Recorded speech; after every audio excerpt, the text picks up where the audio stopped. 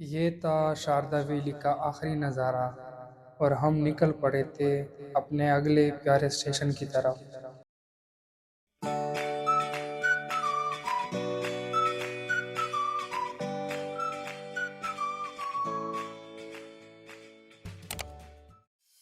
अस्सलाम वालेकुम दोस्तों, ये है कश्मीर बाइक ट्रिप का लास्ट और सबसे खूबसूरत एपिसोड। आज का व्लॉग मेरी पूरी ट्रिप का हाईलाइट होगा। सबसे बेहतरीन मनाजिर, सबसे अमेजिंग व्यूज़ और सबसे ज़्यादा यादगार मोमेंट्स। सिटी 70 पर की गई ये सफ़र की जर्नी शारदा वैली से लेकर ताऊबड़ तक होगी, जहाँ हर मोड़ पर एक नया सरप्राइज़ मिलेगा।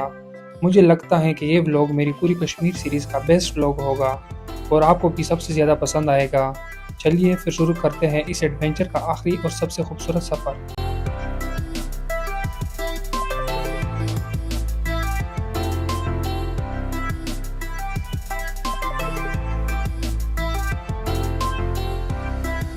शारदा से निकलती ही रास्ता और भी खूबसूरत होता गया।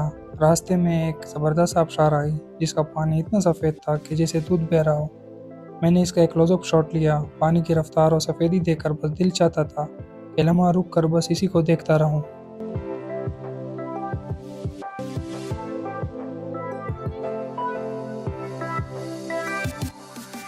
थोड़ी देर के सफ़र के बाद हम केल पहुंच गए, छोटा सा प्यारा सा शहर जो अड़ंकेल के खूबसूरत ट्रैक का बेस कैंप है, जहां से शुरू होती है कश्मीर की सबसे टफ और सबसे खूबसूरत हाइट्स की कहानी।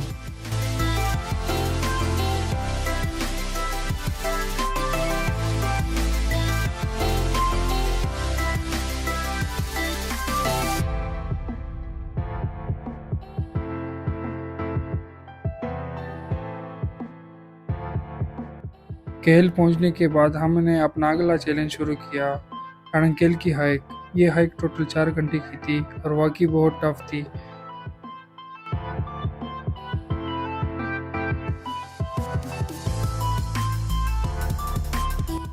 हाइक की शुरुआत में ही अड़ंकेल का ब्रिज आया, जहाँ से नीचे दरिया का नज़ारा बहुत ही दिलकश लगता था।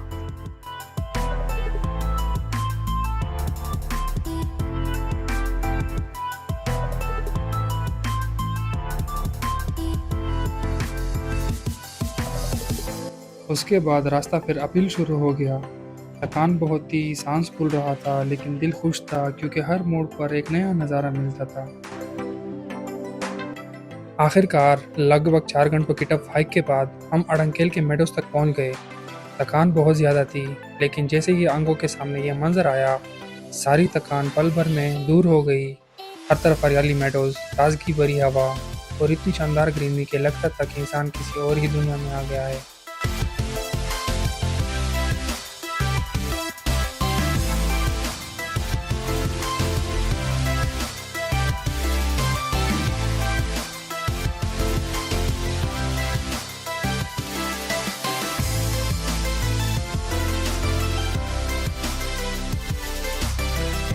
अड़ंकेल के खूबसूरत मेडोज देखने के बाद हम नीचे उतरने लगे। मेरे दोनों दोस्त आगे आगे चल रहे थे और मैं साथ साथ रास्ता दिखाता हुआ नीचे आ रहा था। नीचे का सफ़र आसान लगता है, लेकिन असल में उतरना भी मुश्किल होता है। कहीं पत्थर, कहीं फिसलने वाली मिट्टी, लेकिन रास्ता बहुत खूबसूरत था और ये मोमेंट्स भी हमेशा याद रहेंगे।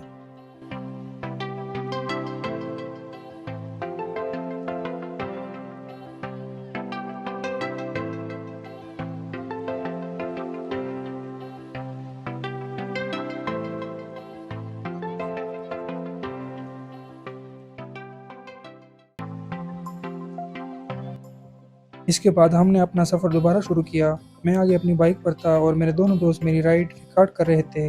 केल से नीचे उतरती हुई सड़क पर चलना एक अलग ही मज़ा था।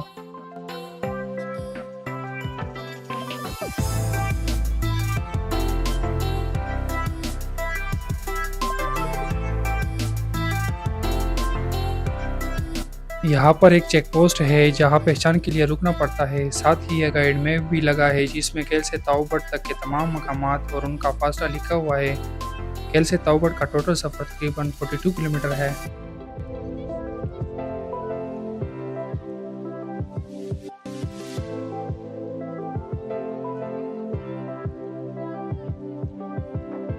केल से ताऊबड़ के रास्ते में जो मंजर सामने आते हैं वो पूरे कश्मीर में कहीं और देखने को नहीं मिलते। घने जंगल, साफ बहता हुआ दरिया यही असल कश्मीर है।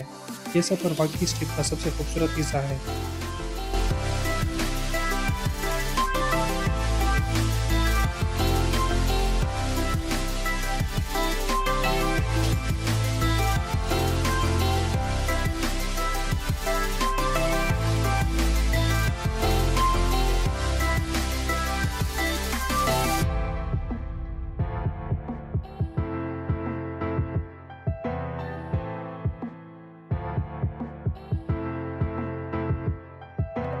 बीच बीच में छोटे बाजार और गांव आते गए।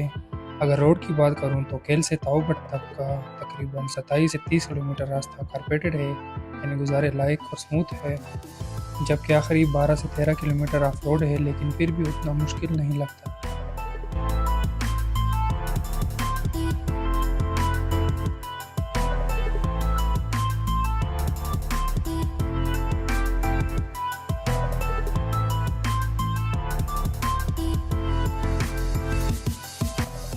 और आखिरकार हम ताबड़ पहुंच गए। ये सामने सनसेट का नज़ारा, दरिया के किनारे और घने जंगल के दरमियान से गुजरता हुआ रास्ता। आखिरी मोड़ को क्रॉस करते ही ताबड़ गांव सामने आ जाता है।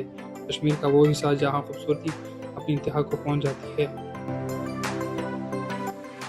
Welcome to ताओबड़। ताओबड़ के गांव में दाखिल होते ही सबसे पहले ये बोर्ड सामने आता है जो इस मंदिर की निशानी है। फिर ये पुराना ब्रिज जो दरिया के ऊपर से गुजरता है, उसे गुजरते हुए पानी की शोर और हवा की ठंडक एक अलग ही सुकून देती है।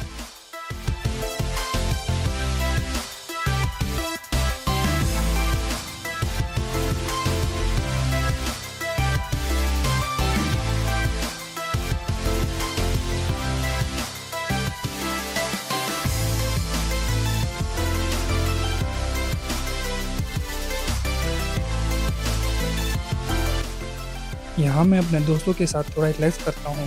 हम सब मुस्कुराते हुए इस खूबसूरती का मज़ा लेते हैं। थोड़ी दूर आगे बढ़ने पर ऊपर से टावर का मंजर और भी दिलकश लगता है। नीचे से बहता हुआ साफ शफाफ दरिया, दोनों तरफ से घने जंगल और बीच में छोटा सा गांव।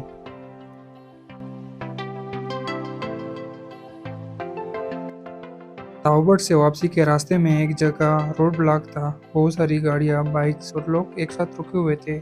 सफ़र का ये भी एक हिस्सा था जो हमेशा याद रहेगा।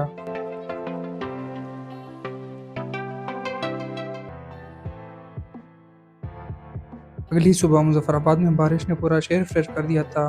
बरसात के कतरे पुलों पर गिरते हुए और हवा में ठंड का एहसास, वाकई लाजवाब मंजर था। और इस तरह मेरे कश्मीर का ये सफ़र यही ख़त्म होता है। यादें ज़िंदगी भर के लिए रह गई है। मिलते हैं अगले सफ़र में एक नई मंजर के साथ।